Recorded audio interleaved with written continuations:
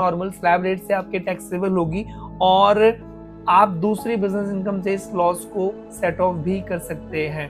तीसरी तरह की इनकम होती है VDA, virtual digital asset. Example के लिए क्रिप्टो का एग्जांपल देना चाहूंगा। अगर आपको क्रिप्टो से कोई प्रॉफिट अर्न होता है तो वो फ्लैट सेक्शन 115BH के अकॉर्डिंग 30% टैक्सेबल होता है। और अगर आपका जो पेमेंट है, रेमिटेंस है, वो 10,000 से ज्यादा है तो उस केस में 1% का टीडीएस भी डिडक्ट हो जाता है।